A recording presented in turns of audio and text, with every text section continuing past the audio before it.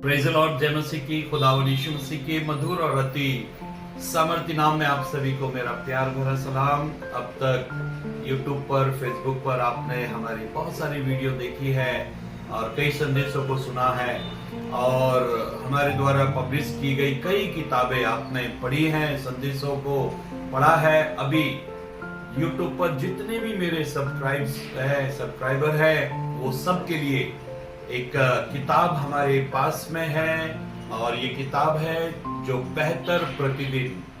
ये किताब 432 पेज की किताब है और इस किताब में ढेरों सारे संदेश है। बाइबल की कई अद्भुत बातें इसमें लिखी गई है जिसको पढ़ने से आपके जीवन में आपको बड़ी बरकत, बड़ी आशीष मिलेगी। स्क्रीन पर जो नंबर चल रहा है वो मेरा नंबर, कॉन्टैक्ट नंबर है, वही व्हाट्सएप नंबर है, वही गूगल पे नंबर है और यही नंबर पेटीएम नंबर है। आप इस पर तुरंत कांटेक्ट करें, अपनी बुक को अपने लिए बुकिंग कराएं। ये किताब आपके घर तक 4 या 5 दिन में आपके घर तक पहुंच जाएगी। इस किताब का दाम है, डोनेशन है केवल 300 रुपया। डाक खर्च और कुरियर चार्ज इसमें सम्मिलित है, शामिल है। केवल 300 रुपए इस किताब के आपको देने हैं और ये पैकिंग करके अच्छी रीति से आपके घर तक ये किताब पहुंच जाएगी। सबको प्रेज़ द लॉर्ड, जय मसीह। 10 किताबें हमारे पास में हैं जो रेडीमेड संदेश की पुस्तकें हैं और उसमें से एक पुस्तक जो पास्टर्स के लिए है, विधि कैसे करना है, सारे चर्च की एक्टिविटीज कैसे करना है, उनके लिए खासतौर से एक पुस्तक बनाई गई है। और रेडीमेड संदेशों की 10 किताबें हमारे पास में। आप इनको तुरंत मंगवाएं। स्क्रीन पर जो नंबर चल रहा है तुरंत कांटेक्ट करें। ये हमारा जीपे नंबर है, ये हमारा व्हाट्सएप नंबर है। आप तुरंत कांटेक्ट करें। 1000 रुपए में 10 किताबें आपको मिलेंगी और ये किताबें आपके लिए बड़ी बरकत, आशीष का कारण होगी। Praise the Lord.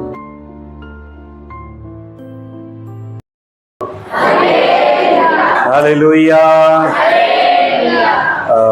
मुझे याद आती है घटना, एक व्यक्ति, एक पति आत्मनिर्भर बनने के लिए, मतलब खुद का काम खुद करेगा, इसके लिए वो सुबह सुबह उठा, किचन में गया और ब्रेड सेके और उस पर हरी चटनी लगाई और पूरा ब्रेड का पैकेट खाकर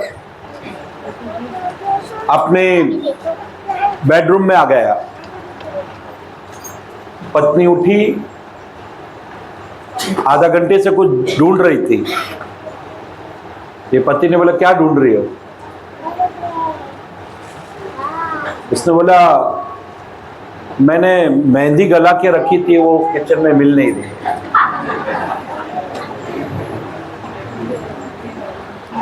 तब ये आधा घंटे तक चुप रहा, इसने कुछ नहीं कहा। इसे मालूम था कि मेहंदी अब मिलने वाली। कभी कभी हम बहुत जिम्मेदार व्यक्ति बन जाते हैं, अपनी जिम्मेदारियां उठाने के लिए कुछ ना कुछ करते हैं और याद रखें, हम में से हर एक को किसी ना किसी की आवश्यकता है, जरूरत है। अगर हम ये सोचें कि मुझे किसी की आवश्यकता या जरूरत नहीं, तो ऐसा कभी हो सकता नहीं। ये पृथ्वी पर जितनी भी सृष्टि में परमेश्वर ने जितनी भी चीजें बनाई वो एक दूसरे की सहायता के लिए है। मनुष्य भी एक दूसरे की सहायता के लिए। आदम के लिए हवा किस लिए बनाई गई? सहायक के लिए, है ना, सहायता के लिए। तो हम एक दूसरे के सहायक है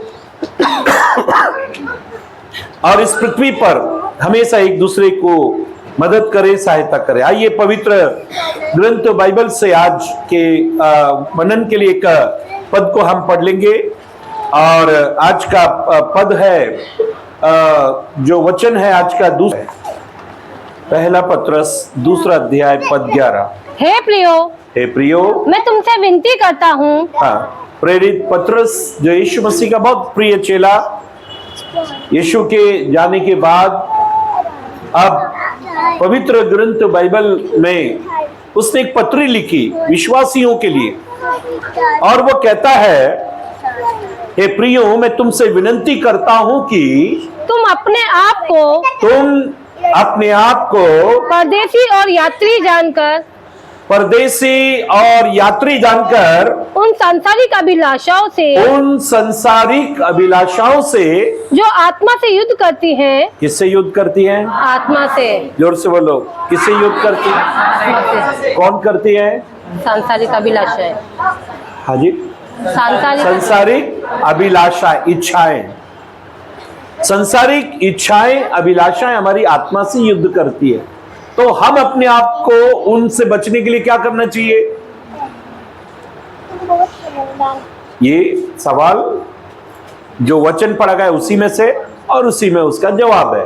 मैं हर बार बोलता हूं बाइबल सवाल करती है और बाइबल जवाब देती है। हाँ, तो किससे बचना चाहिए? सांसारिक अभिलाषा। क्यों बचना चाहिए? आत्मा से युद्ध करती है। इसके लिए हमको क्या बनना चाहिए? परदेसी और यात्री। समझ में आ गई बात? हमको क्या बनना चाहिए? परदेसी और यात्री। क्यों बनना चाहिए? क्योंकि हम यहाँ के हैं नहीं, हम यहाँ के हैं नहीं, इसलिए हमको परमेश्वर के राज्य में जाना है। मेरी बहनों, मेरे भाइयों, परमेश्वर के लोगों, एक मसीह व्यक्ति अगर अपने आप को यात्री और मुसाफिर बना ले तो 90% उसके दुख, उसकी तकलीफ, उसकी समस्या खत्म हो जाएगी। समस्याओं का 90% कारण, 90% कारण हमारा इस संसार को अपना लेना, इस संसार में रमण जाना, जिद करना कि मैं यहीं रहूंगा, ये सब चीजें मेरी है, और इनको बटोरना, इनकी अभिलाषा करना, इनकी इच्छा करना। जो यात्रा में रहते हैं वो यात्री लोग जो है वो हर बात को एडजस्ट कर लेते हैं। क्यों कर लेते हैं? क्योंकि उनको मालूम है कि ये जो यात्रा है इसमें मुझे पूरा सुख नहीं मिलेगा। मेरा सुख, मेरा डेस्टिनेशन और मेरा मंजिल पर मुझे मेरा सुख मिल जाएगा, लेकिन ये यात्रा में मुझे सुख नहीं मिलेगा। इसलिए पूरी बाइबल में जितने भी लोगों ने यात्रा की, क्या की? हाँ, जितने भी लोगों ने यात्रा की वो बहुत कामयाब और सफल रहे। ये बाइबल का बड़ा भेद है। बाइबल का सबसे बड़ा भेद क्या है मालूम है? यात्री बनो। क्या बनो? हाँ, अगर आपको बहुत कामयाब बनना है तो यात्रा करनी पड़ेगी। अगर आपको कामयाब बनना है तो यात्रा करनी पड़ेगी और इस जीवन के सफर को शुरू करना पड़ेगा। बाइबल में ऐसा लिखा है कि जब इस्राएली लोग गुलाम थे, मिस्र में गुलाम थे, तब परमेश्वर ने एक नबी जिसका नाम मूसा है उसको भेजा, और मूसा के द्वारा परमेश्वर ने पूरे इस्राएलियों को एक सुंदर देश बताया, एक ऐसा देश जहां दूध और मधु की धाराएं बहती, एक ऐसा देश परमेश्वर उनको देना चाहता था। अब उसके लिए परमेश्वर ने सबसे पहले इनके पास एक संदेश भेजा। परमेश्वर इनको एक ऐसा देश देना चाहता है जो इनका अपना होगा, आशीषित होगा, बहुत सारी ब्लेसिंग्स उस देश में होगी। लेकिन उससे पहले परमेश्वर इनको एक संदेश देता है। हाँ, पढ़ लेंगे निर्गमन की किताब 3 अध्याय पद 18, book of Exodus chapter 3 verse 18। तब वे तेरी मानेंगे और तू इज़राइली पुरानियों को संग लेकर मिस्र के राजा के पास जाकर उससे यूं कहना। तो इस्राएल के राजा फिरौन के पास जाकर यूं कहना, इब्रियों के परमेश्वर यहोवा से हम लोगों की भेंट हुई है। हाँ, इब्रियों के परमेश्वर से हमारी मुलाकात हुई है, इसलिए अब हमको 3 दिन के मार्ग पर जंगल में जाने दे कि अपने परमेश्वर यहोवा को बलिदान चढ़ाएं। अब वो कहता है हमको 3 दिन के लिए यात्रा करनी है, जंगल जाना है। हम 3 दिन के लिए यात्री बनना चाहते हैं, और जब तक हम यात्रा न करें हमारा छुटकारा हो ही नहीं सकता, हम आराधना नहीं कर सकते।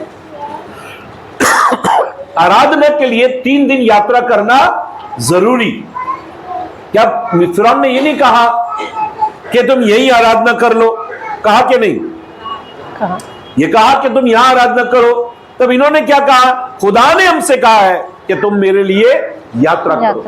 जानते हो, खुदा ने सबसे पहले अपना नाम बताया, इब्री परमेश्वर। जानते हो, मूसा को इब्राहिम को इब्री कहा गया, मतलब सब कुछ छोड़कर निकला हुआ व्यक्ति, यात्रा करने वाला व्यक्ति, परदेसी, मुसाफिर। पहले परमेश्वर ने इनको कहा कि पहले तुम 3 दिन की यात्रा करो। अगर आप अपने जीवन में जिस दिन भी दुख, तकलीफ, समस्या, प्रॉब्लम आए, तो सबसे पहले एक यात्री का जीवन अपना लो। यात्री क्या करता है? हर मामले में एडजस्ट कर लेता है। इसे मालूम है मुझे यात्रा करनी है, अब यात्रा करनी है, मैं जो कुछ यहां जो मिल रहा है उससे बेहतर मेरी मंजिल, मेरे डेस्टिनेशन पे मुझे मिलेगा। इसलिए उस समय की चीजों को वो ज्यादा मन नहीं लगाता। वो जानता है कि मुझे यहां की चीजें नहीं चाहिए, मुझे आगे की चीजें चाहिए, और इसलिए यहां की चीजों पर वो मन नहीं लगाता। सबसे पहले खुदा ने इनको कहा कि दूध और मधु के देश में तुमको जाना है। उससे पहले तुमको क्या करना है? 3 दिन की जंगल में यात्रा करना। अब 3 दिन का सफर है। ये 3 दिन का सफर जो है, इसका आप 36 पद पढ़ो। 36 40 अध्याय का, निर्गमन 40 अध्याय 36, निर्गमन की किताब 40 अध्याय, यही किताब जो अभी हमने पढ़ी, इसका 40 अध्याय पद 36। इस्राएलियों की सारी यात्रा में ऐसा होता कि इस्राएलियों ने पहले 3 दिन की यात्रा की, अब इनको खुदा ने 3 दिन की यात्रा जब इन्होंने कर ली, तब खुदा इनको अब कनान देश की ओर लेकर जा रहा है, जहां दूध और मधु की धाराएं बहती, अब वहां लेकर जा रहा है। जब इन्होंने वो 3 दिन की यात्रा की, तब खुदा एक लंबी यात्रा पर इनको लेकर जा रहा है। हाँ, जब जब वो बादल निवास के ऊपर से उठ जाता, जब जब निवास के ऊपर से बादल उठ जाता, तब तब वे कूच करते, तब तक वो यात्रा करते। उनके यात्रा का एक चिन्ह था, बादल हटे, बादल उठे तो तुम यात्रा करना, बादल रुक जाए तो तुम भी रुक जाना। इनके लिए चिन्ह दिया गया था, परमेश्वर की अगुवाई में चलना। एक यात्री जितनी स्टेशन आए उतनी स्टेशन पे उतर सकता है। कुछ कोल्ड ड्रिंक ले, कुछ चिप्स ले, कुछ खाने पीने की, चाय पानी की चीजें ले, और फिर अपने कंपार्टमेंट में फिर आ सकता है। वो बार बार उतर सकता है, बार बार चढ़ सकता है, अपनी आवश्यक चीजों को ले सकता है। लेकिन कब? जब उसका प्लेटफॉर्म आए, स्टेशन आए, कितनी देर रुकेगी ये ट्रेन, वो इंस्ट्रक्शन जो उसको निर्देश दिए गए उसके अनुसार उसको चलना चाहिए। वैसे इस्राएलियों को परमेश्वर ने कहा था कि तुम यात्रा करते समय रुकना, ठहरना, चलना, ये सब कुछ बादल के खंबे पर निर्भर होगा। बादल का खंबा आता था, निवास स्थान पर आता था, ठहर जाता था, ये ठहर जाते थे। जैसे वो उड़ जाता था, ये लोग भी यात्रा करना शुरू कर देते। अब यात्री को निर्देश अनुसार चलना चाहिए। यात्री को ये मालूम होना चाहिए कि मुझे कैसे कैसे चलना चाहिए। एक बार एक यात्री एक शराबी जा रहा था, और वहां से एक अर्थी जा रही थी। शराबी इतना पिया हुआ था, जाके अर्थी में टकराया, और लोग अर्थी को लेकर धाड़ से गिर गए। वो जो अर्थी पे लेटा हुआ मुर्दा था, वो वहां जाके गिरा। सबको गुस्सा आया, ये शराबी ने टक्कर मार दी, बोला ऐसा गिरा, हम लोगों के ऊपर गिरा, वो वहां अर्थी जाके गिरी, मुर्दा वहां जाके गिरा। सब ने पकड़ा उसको, खूब उसकी कुटाई की। किसके? मैं सोचा मुर्दे की। तो शराबी को बहुत मारा, शराबी को बहुत मारा, तो शराबी को गुस्सा आ गया। शराबी उठ के खड़ा हो गया, बोला क्या है? बोला क्यों मार रहे हो? बोला तूने अर्थी से टक्कर मारी, मुर्दा वहां जाके गिर पड़ा। बोला तो मुर्दा मारेगा ना, गिरा मुर्दा है, मुर्दा मारेगा, तुम क्या क्यों बेकार में नेतागिरी कर रहे हो? बोला हटा। बोला मुर्दा जो कुछ करेगा वो मुर्दा करेगा, तुम क्यों मुझे मार रहे हो? बोला मेरी यात्रा क्यों खराब करो, मुझे जाना जल्दी। बोला कभी कभी हमारी वजह से बहुत सारे नुकसान किसी के हो जाते हैं यात्रा के दौरान। यात्रा करते समय बहुत सावधानी बरतनी चाहिए। जब इस्राएली लोग यात्रा करते थे तो पहले प्रार्थना करते थे, परमेश्वर की अगुवाई प्राप्त करते थे। परमेश्वर इनको कहता था, मैं मेरे दूत को आगे आगे भेजकर रास्ता साफ करूंगा, रास्ता तैयार करूंगा, रास्ता बनाऊंगा। अब रास्ता बनाते बनाते ये चले तो ठीक है। बाइबल ये कहती है, परमेश्वर का वचन ऐसा कहता है, पढ़ेंगे एजरा नबी की किताब 8 अध्याय 21 पद, बुक ऑफ एजरा, एजरा नबी की किताब अध्याय 8 और इसका 21 पद।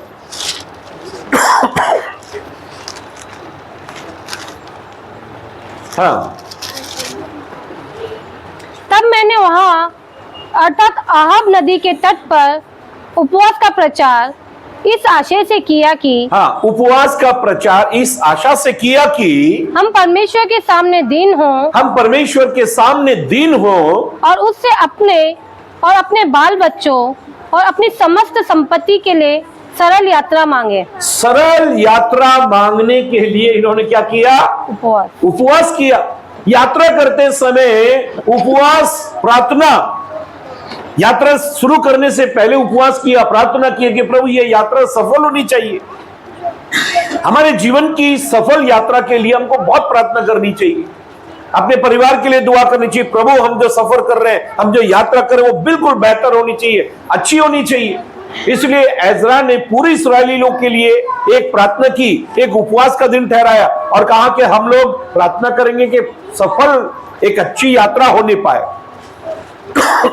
ये जिंदगी जो है एक यात्रा है और इस यात्रा को जिंदगी को समझ लेना चाहिए कि इस जिंदगी जो यात्री के समान है, इसको किस प्रकार से जीना चाहिए। जो लोग ये समझ गए, देखो बाइबल में जिस किसी को काम सौंपा गया, एक जिम्मेदारी सौंपी गई, अगर उस व्यक्ति ने प्रार्थना कर करके जिम्मेदारी को निभाया, यात्रा की, तो उसकी यात्रा सफल हुई। आप में से किसी को मालूम है कि किसी को कुछ काम सौंपा गया और उसने प्रार्थना कर करके वो यात्रा पूरी की?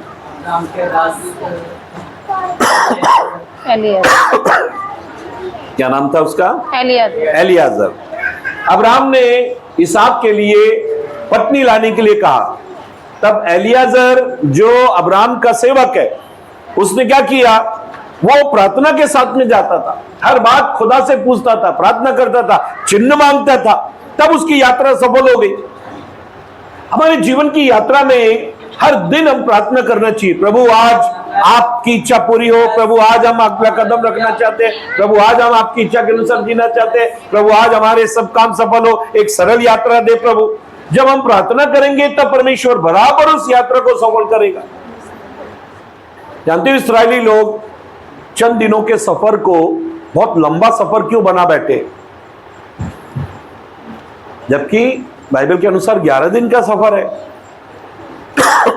लेकिन वो सफर 11 साल का हो गया। ये 11 दिन के यात्री थे, लेकिन कितने दिन के यात्री बन गए? 40 साल के बन गए। तो ये 40 साल के यात्री कैसे बन गए? खुदा ने तो उनको थोड़े समय के लिए यात्री बनाया और जाकर आराम करो। सोचो, जितने बुजुर्ग थे वो क्या वहां पहुंचे होंगे? कोई भी नहीं पहुंचा। जब शादी होती है तो लोग इतना शादी में खर्चा करते, इतना खर्चा करते हैं, मैं कहता हूं 4 घंटे में शादी खत्म हो जाती है। जो कुछ भी खाया वो 4 घंटे में हजम हो जाता है। जैसे मुंह से रसगुल्ला अंदर गया, मिठाई विठाई सब खत्म, अब कुछ नहीं। क्या था उसकी चर्चा हो सकती, कुछ नहीं। तो 4 घंटे सब डेकोरेशन ये वो सब 4 घंटे चलता है। और जिनकी शादी होती है ना, अगर वो 25-25 साल के हैं तो उनको कितने साल गुजारने अभी साथ में? कम से कम 40-40 साल। एक पति को पति के साथ, पति को पत्नी के साथ 40 साल गुजारने, तब कितने के हो जाएंगे? 65-70 के हो जाएंगे, है ना? तो इतनी 40 साल तो कम से कम 4 साल पे खर्चा नहीं करना चाहिए, 40 साल पर खर्चा करना चाहिए। क्योंकि बारातियों को तो आप कुछ भी खिला दो, वो तो बुराई करने वाले ही है। बोला आज तक किसी बाराती खुश होके नहीं गया, बोला बहुत खुश होके गया, ऐसा कभी हुआ ही नहीं। बोला इसलिए आप उनको कभी भी खुश करने के चक्कर में नहीं पड़ो कि ये होना चाहिए, कि ये होना चाहिए, कि वो होना चाहिए, फिर लोग मेरा नाम निकालेंगे, नाम रखेंगे, ये होगा। कोई बाराती कभी खुश नहीं होती। साधारण सा खाना रखना चाहिए। बॉम्बे के एक बहुत बड़े पास्टर, मतलब महाराष्ट्र में नंबर 1 पास्टर, जब उसके घर में शादी थी, तब पूरे विश्वासियों को ऐसा लगा क्या दावत होगी, क्या खाना होगा, क्या ऐसा होगा, ये होगा। सब शादी में गए। और क्या था मालूम, 1 कप कॉफी और केक। सबने बोला यार ये तो बहुत कंजूस पास्टर है, बोला कॉफी और चाय में निपटा दिया, सबको कॉफी और केक, सबको कॉफी केक। शादी खत्म हुई, सब अपने अपने घर। सबने सोचा रिसेप्शन बहुत तगड़ा होगा, कोई रिसेप्शन नहीं, कुछ नहीं बोला। और जानते हो जिस दिन शादी थी ना, अनाथ आश्रम, जितने भी उस शहर के अनाथ आश्रम थे, सबको बढ़िया खाना मिला, लेकिन विश्वासियों को किसी को एक को भी खाना नहीं दिया। बोला तुम लोग बहुत बिरयानी मार चुके हो, बोला तो अब तुमको कुछ नहीं मिलेगा, बोला तो उनको किसी को कुछ नहीं मिला, सारे अनाथ आश्रमों में ये सब हुआ। मैं एक शादी में प्रचार कर रहा था, 3 डेग बिरयानी के बच गए। लड़का लड़की की तरफ से कुछ थोड़ा सा प्रॉब्लम हो गया, कुछ लोगों ने खाना नहीं खाया, कुछ लोग आए नहीं, 3 डेग बिरयानी के बच गए। तो वो बोलने लगे अब क्या करें। मैंने बोला यहाँ पास में अनाथ आश्रम है, ये डेग तीनों वहां भेजो। वहां फोन किया, बोला खाना बनाया है क्या? बोला खाना तो बन गया, हम लोग 7 बजे बना देते हैं। क्या बनाए? वही बोला दाल चावल। बोले वो दाल चावल रोक दो और बिरयानी आ रही है। बोले बच्चे तो खुश हो गए, बोला झूमने लगे। जैसे बिरयानी के टोप उतरे, बच्चों ने भरपेट 3-3 प्लेट बिरयानी खाई। बोला मैंने अच्छा हो गया, देखो जिसको खाना चाहिए था वो लोग तो आए ही नहीं, और जिसको नहीं खाना चाहिए तो बिरयानी वहां पहुंच गई। जीवन एक सफर है और इस सफर में पता नहीं क्या क्या होने वाला है, इसलिए बाइबल ये कहती है कि हर सफर को प्रार्थना के साथ में पूरा करना चाहिए। मेरी बाइबल ये कहती है, परमेश्वर का वचन ये कहता है हम यात्री हैं तो हमको रास्ता मालूम होना चाहिए।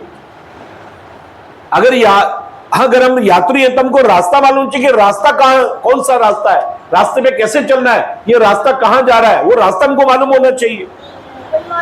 कई बार ऐसा होता है कि हमको रास्ता मालूम नहीं होता, रास्ता मालूम नहीं है, और रास्ता मालूम नहीं है तो हम कभी मंजिल पे पहुंच नहीं सकते। इसलिए बाइबल में ऐसा लिखा है, एक पद को पढ़ेंगे, नीति वचन 22 अध्याय, नीति वचन की किताब अध्याय 22 और 6 पद पढ़े। लड़के को उसी मार्ग की शिक्षा दे, ऐसे लिखा है, अपने परिवार को, बच्चों को उसी मार्ग की शिक्षा दे जिसमें उसको चलना चाहिए, जिस पर उसको चलना चाहिए। आपको मार्ग की शिक्षा देनी चाहिए। अभी ऐसा होता है कि माँ बाप को ही मार्ग नहीं मालूम तो बच्चे को क्या बताएंगे, है कि नहीं? अभी आप लोग अच्छी तरह से वचन सुना करो ताकि बच्चों को सिखाओ। अगर आपने नहीं सीखा तो बच्चों को क्या सिखाएंगे? तो ऐसे लिखा है, लड़के को उसी मार्ग की शिक्षा दे जिस पर उसको चलना चाहिए। हाँ, और वो बुढ़ापे में भी उससे ना हटेगा। कब तक नहीं हटेगा? बुढ़ापे तक। आपका परिवार बराबर यात्रा करता रहे, आपका परिवार बराबर प्रभु में चलता रहे, उसके लिए आपको मार्ग मालूम होना चाहिए। अगर रास्ता ही नहीं मालूम तो आप उसकी शिक्षा कैसे दोगे? उसको बताओगे कैसे कि कौन सा सही रास्ता है, कौन सा ठीक रास्ता है, बेटा इस रास्ते पे चलना चाहिए, ये कैसे बताओगे? और उसके लिए क्या जरूरी है? रास्ता मालूम होना बहुत जरूरी है। एक आदमी दौड़ता हुआ यीशु के पास आया, घुटने टेक दिए और पूछने लगा, अनंत जीवन पर पहुंचने के लिए, अनंत जीवन पाने के लिए मैं क्या करूं? वो यीशु से क्यों पूछ रहा था? स्वर्ग जाने के लिए वो यीशु से क्यों पूछ रहा था, और किसी से क्यों नहीं पूछा? बोलो। क्योंकि यीशु स्वर्ग का प्रचार करते थे। कहां का प्रचार करते थे? क्या बोलते थे? मन फिराओ, पश्चाताप करो क्योंकि स्वर्ग का राज। वो स्वर्ग का प्रचार करते थे। जो आदमी जो चीज बेच रहा है, जो चीज बता रहा है, जो चीज बोल रहा है, वो लोग उसी से वो उसका सवाल करेंगे। अब इसलिए बाइबल ये कहती है कि यीशु मसीह स्वर्ग के बारे में बताते थे। यीशु पृथ्वी के बारे में बताने नहीं आए। पृथ्वी के रास्ते बहुत सारे, कैसे भी पहुंच जाओगे। अगर यहां आप भटक गए, नो प्रॉब्लम, नरक नहीं जाने वाले, लेकिन वो रास्ते से भटक गए तो नरक चले जाएंगे। तो स्वर्ग का रास्ता हमको मालूम होना चाहिए। स्वर्ग का रास्ते की रोज जानकारी लेनी चाहिए। एक आदमी आधी रात को यीशु के पास आया और चिन्ह चमत्कारों की चर्चा करने लगा। तब यीशु ने कहा, मन फिराओ, नए सिरे से जन्म ले, वरना तो स्वर्ग राज को देख नहीं पाएगा। इसका मतलब क्या है? उसको जमीन के रास्ते सब मालूम है, लेकिन स्वर्ग का रास्ता नहीं मालूम। अब स्वर्ग का रास्ता मालूम होने चाहिए। दुनिया की सबसे अच्छी पढ़ाई है स्वर्ग की पढ़ाई। अगर आपके बच्चे को आपने स्वर्ग की पढ़ाई नहीं कराई, दुनिया की सारी किताबें पढ़ा दी तो सब बेकार। दुनिया के सारे रास्ते अगर आपने उसको बता दिए और स्वर्ग का रास्ता नहीं बताया तो सब बेकार। समझ में आ रही बात? एक यात्री को अपनी यात्रा, डेस्टिनेशन, मंजिल मालूम होनी चाहिए कि मेरी मंजिल क्या है। पौलुस कहता है मैं निशानी की ओर दौड़ा चला जाता हूं। इसका मतलब उसको उसकी मंजिल, उसका डेस्टिनेशन मालूम है। मैं और आप केवल केवल केवल चर्च में, प्रार्थना में इसलिए आते हैं क्योंकि हमको स्वर्ग जाना है और वहां की हम यहां पर तैयारी करते हैं। रोज रोज रोज रोज रास्ता पूछते हैं और वो रास्ते की तैयारी करते हैं।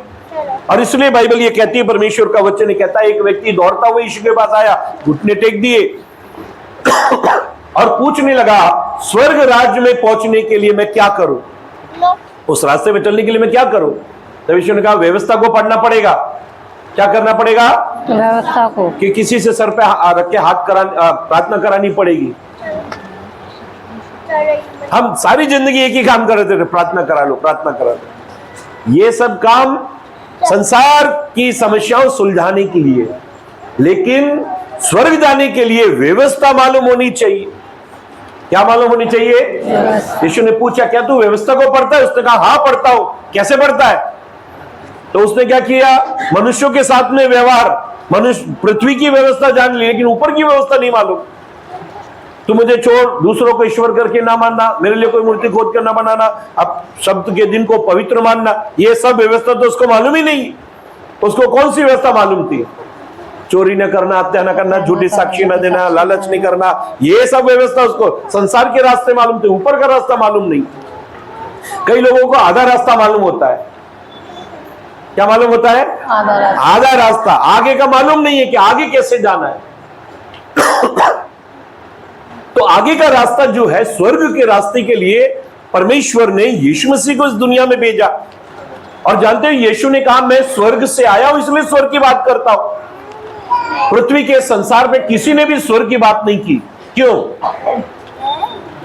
क्योंकि वो स्वर्ग से आए नहीं, वो संसार में पैदा हुए, संसार में मर गए, संसार में उनकी कब्रें बनी हुई है, संसार में अच्छे अच्छे उनके सब स्थान बने हुए। आज तक किसी की भी कब्र खाली नहीं, आज तक किसी की कब्र। लेकिन यीशु का इस दुनिया में आने का कारण एक अद्भुत था। आने का कारण एक अद्भुत था। आज मैं बाल कटा रहा था तो मैंने, वो मुस्लिम भाई थे, मैंने उनसे पूछा, आपने कुरान पढ़ी है क्या? तो पूछने लगे, क्यों, क्या हुआ? मैंने, आपकी कुरान में बहुत सारे नबियों के बारे में लिखा है। तो बोला, हाँ। तो मैंने, बताओ तुम्हारी कुरान में सबसे बड़ा नबी कौन है जिसको जान डालने का अधिकार है, किसी के अंदर जान डालने का अधिकार है? तो मालूम नहीं। मैं तुम्हारे गुरु को पूछो। तो वो बोलने लगा, गुरु क्या बताएगा? मैंने, क्यों? और दिनों रात नोटों के चक्कर में रहता है। मैंने फिर भी पूछ तो लो। वो बाहर बैठा हुआ गुटखा खा रहा था, उसको बुलाया। मैंने, रियाज भाई इधर आओ। तो आया वो। मैंने, एक सवाल है आपसे, आपकी कुरान का। अरे तुम कहाँ की बात करने लगे? मैंने, भाई सही बात कर रहा हूँ, बताओ तुम्हारी कुरान में ऐसा कौन सा नबी है जिसको, तुम्हारी कुरान के अनुसार बोल रहा हूं, तुम्हारी कुरान में ऐसा कौन सा नबी है जिसको जान डालने का अधिकार, मुर्दों में जान डालने का अधिकार, वो मुर्दे जिंदा कर देता था? उसने बोला, मालूम नहीं। बोला, मैं हमारे मौलवी से पूछूंगा। मैंने, वो बाद में बताया कि पहले मैं बता देता हूँ। बोला, कौन है? मैंने, वो जीसस क्राइस्ट है। Jesus Christ? मैंने, हाँ, तुम्हारी बाइबल में लिखा है जीसस क्राइस्ट, ये ईसा सलामत, उनको मुर्दों में जान डालने का। वो कब्रिस्तान में गए और वहां चिल्लाए उन्होंने जोर से, ऐ मुर्दों कब्र से जाग उठो। सारे कब्र से मुर्दे बाहर आ गए। उन्होंने मिट्टी की चिड़िया बनाई, फूंक मारा और वो चिड़िया उड़ गई। कमाल है, हमको मालूम ही नहीं। बोला, मैं, मालूम क्यों नहीं है? क्योंकि बताया नहीं गया। पवित्र ग्रंथ बाइबल में परमेश्वर के वचन के अनुसार यीशु जीवन का रास्ता है। कौन है? यीशु जीवन का रास्ता है। हम जिस रास्ते यीशु में आ गए तो इसका मतलब हम सही चल रहे हैं। देखो, दुनिया में, संसार में आप कोई भी धर्म ग्रंथ बांटो, रास्ते में बांटो, कोई कुछ नहीं बोलेगा। सब मुस्कुराएंगे, सब मुस्कुराएंगे। जैसे आपने बाइबल निकाली, सब लाठी डंडे घूसे मारने के लिए आ जाएगा, ये मत बांटना, ये मत बांटना, क्योंकि ये सही रास्ता है, ये सच्चा रास्ता है, ये अच्छा रास्ता है, ये स्वर्ग का रास्ता जाता है, ये रास्ता किसी को मत बताना। शैतान नहीं चाहता कि कोई भी इसको, ये बाइबल को पढ़ के, क्योंकि दाऊद कहता है तेरा वचन मेरे पांव के लिए दीपक और मेरे मार्ग के लिए उजियाला। वचन। अगर आपने बाइबल बांटी, किसी को बाइबल दी, वचन सिखाया, व्यवस्था सिखाई, तो वो सही रास्ते पे आ जाएगा। और जितने भी लोग यहाँ पर बैठे और जितने भी मुझे सुन रहे हैं, वे सब जानते हैं कि जीवन का रास्ता केवल यीशु है। बोले हालेलुया।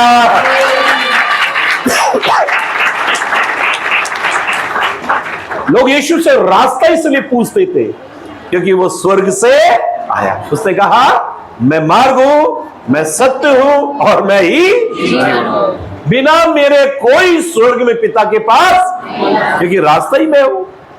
अब रास्ता होना चाहिए, और हमारा रास्ता जो है, हमारी सड़क जो है, हमारा मार्ग जो है, वो यीशु है। पवित्र ग्रंथ बाइबल में इब्रानी की किताब 12 अध्याय 1 और 2 पद पढ़ ले। इस कारण जबकि गवाहों का ऐसा बड़ा बादल हाँ। हमको घेरे हुए है, जब गवाहों का ऐसा बड़ा बादल हमको घेरे हुए है, तो आओ हर एक रोकने वाली वस्तु, हाँ, उलझाने वाले पाप को दूर करके, हर एक रोकने वाली वस्तु और उलझाने वाले पाप को दूर करके वो दौड़ जिसमें हमें दौड़ना है, जिसमें हमको दौड़ना है, धीरज से दौड़े और विश्वास के करता और सिद्ध करने वाले यीशु की ओर ताकते रहे। अभी बाइबल ये कहती है, परमेश्वर का वचन कहता है, जब गवाही बहुत सारी हमारे पास है, तब क्या करना है? हर एक उलझाने वाली वस्तु और रोकने वाले पाप को जीवन से दूर करना है। एक यात्री को यह मालूम होता है कि मेरी यात्रा कैसे खराब हो सकती है। भाई जॉनी लीवर ने एक बात कही, एक सरदार जी ट्रेन में बैठे हुए थे और अपने बच्चे को मार रहे थे। तो एक मैडम बहुत पढ़ी लिखी थी, अचानक चिल्लाने लगी, हाय ट्रेन में तुम बच्चे को मार नहीं सकते। बोला तुमको मालूम नहीं है बच्चे को मारना लीगली, मैं तुम्हारे ऊपर कोर्ट कर दूंगी, केस कर दूंगी, पुलिस आ जाएगी, तुम्हें कोर्ट कचहरी के चक्कर कटवाऊंगी, तुमको परेशान कर दूंगी। बोला मैं, उसने बोला मैडम मैं ऑलरेडी बहुत परेशान हूं, मुझे क्या परेशान करोगी? उसने बोला क्या परेशान कर? बोला घर से जब मैं निकला तब रात को घर में एक सांप घुस गया था। मेरी माँ ने सफेरे को बुलाया उस सांप को निकालने के लिए। बोला फिर? बोला वो तो निकला नहीं, लेकिन वो बीन की आवाज सुनकर और बाहर के 4 और अंदर घुस गए। बोला फिर? मेरे ट्रेन का टाइम हो रहा था तो मैं तो आ गया। बोला मैं वो सांप की कहानी नहीं सुनने आई, मैं ये पूछ रही बच्चे को क्यों मार रहे हो? बोला बच्चे को मैं इसलिए मार रहा हूं क्योंकि ये मेरे टिकट है ना वो खा गया। टिकट खा गया बच्चा? बोला हाँ देखो ना पूरा अंदर निकल गया। बोला अरे तो फिर इतना क्यों मार रहा है? हो गए चलो फाइन भर देना। बोला इतना क्यों मार रहे? बोला अभी अभी मुझे मालूम पड़ा कि ये मेरा नहीं, जब मारा ये पड़ोसी का मैं बच्चा गलती से पकड़ के लिया है। और ये बेवकूफ रोया क्यों नहीं? वहां बताना चाहिए था, हाथ पकड़ लिया मैंने तो सीधा मेरे यहां तक आ गया। बोला इसलिए मैं इसको मार रहा हूं। बोला कभी कभी यात्रा इतनी खराब हो जाती है कि आदमी की समझ नहीं आती ये हो क्या रहा है। एक बार मैं इंदौर जा रहा था, इंदौर में 3 दिन की कन्वेंशन है। एंथोनी राज का बेटा जोसेफ राज मेरे मुंबई से वहां से चढ़ेगा, मैं यहाँ कल्याण से बैठा हूँ, पुणे से ट्रेन आई, यहाँ से मैं बैठा हूँ, वसई तक जाएगी, वसई से वो बैठेगा। मैं जाके अपनी सीट पे बैठ गया, IRTC। बोला हाँ सर आपका, मैंने रिजर्वेशन है। आपका रिजर्वेशन है? तो मैंने क्यों ऐसे देख रहे हो? बोला दिखाओ।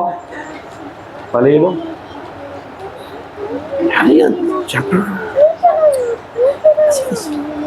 कभी क्या टिकट? मैंने काफी दिन पहले किया।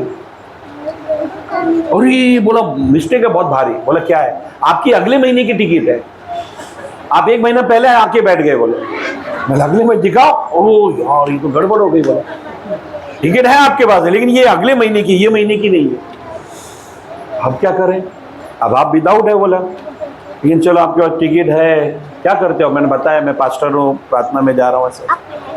बोला एक काम करो, इसमें तो 2 लोग लिखे हैं, वो दूसरा कहाँ है? मतलब वो दूसरा वसई से चढ़ेगा। किसी ने कहा एक काम करो भाई, तुम अच्छे आदमी, ऐसे मुझे करना तो नहीं चाहिए, लेकिन फिर भी मैं आपको बोल रहा हूँ, उसको बोलो जनरल 2 टिकट निकाल ले वसई से, मैं वसई से तुम्हारी टिकट बना दूंगा, पेनल्टी ले लूंगा, रिजर्वेशन चार्ज ले लूंगा, तो वहां से तुम टिकट निकालने को उसको बोल दो। मतलब ठीक है। मैंने एंथोनी राज के बेटे को फोन किया, मतलब जोसेफ यार थोड़ा प्रॉब्लम हो गया, ऐसे ऐसे बात हो गई। तो उसने क्या हो गया पास्टर? मैंने वो अगले महीने का टिकट है, ऐसा ऐसा हो गया। बोला कोई बात नहीं, बोला मैं निकाल लेता हूँ। आया वो बराबर, मैं टिकट लाया, बोला हाँ लाया, चल ठीक है, जाके बैठ गया। टीसी आया वो, जब वहाँ से वसई से ट्रेन चली इंदौर के लिए, उसने बोला टिकट लाए क्या? टिकट नहीं, बोला हाँ लेके आया। मैं दिखाओ, ठीक है। मुझे बोला आपका जोसेफ टिकट? बोला मैंने मेरा निकाला। और मैंने मेरा? बोला आपने नहीं निकाला, आप तो ट्रेन में बैठे हुए हो ना, मेरा टिकट नहीं है ना। अरे फिर यात्रा खराब। मतलब इतना प्रॉब्लम आ रहा है यात्रा करने में, मैंने वहां पहुंच पाएंगे ही नहीं। 2 टिकट निकालने का था ना। नहीं पास्टर, आप तो ट्रेन में बैठे हुए थे ना, मैं नहीं बैठा हूं, इसका मतलब मेरा टिकट नहीं निकाला आपने। अरे मैं बोला अभी क्या कर रहे हो? टीसी बोले यार तुम लोग गलती पे गलतियां कर रहे हो। बोला अब मैं कितनी तुम्हारी सहायता करूं, कितनी मैं तुम्हारी, मैं चलो जो भी टिकट है वो बनाओ बनता। कभी कभी यात्रा के लिए यात्रा ऐसी खराब हो जाती है कि बहुत सारा प्रॉब्लम आ जाता है।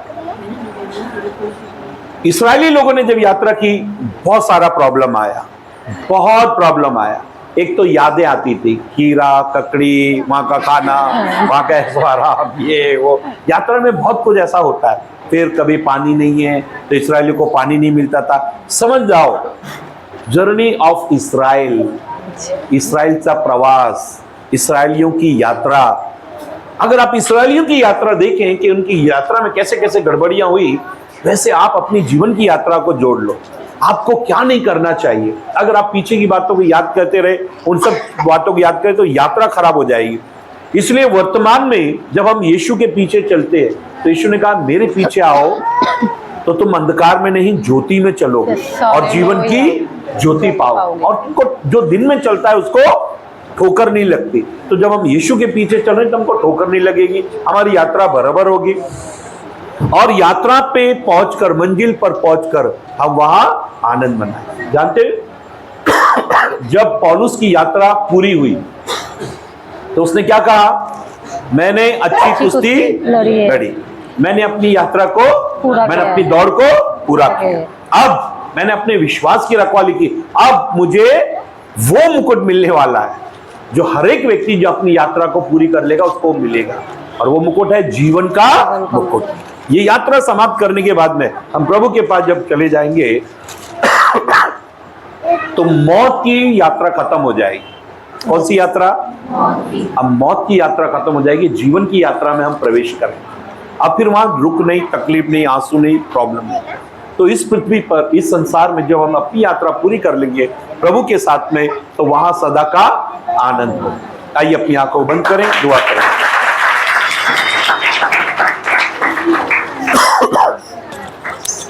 रहना नहीं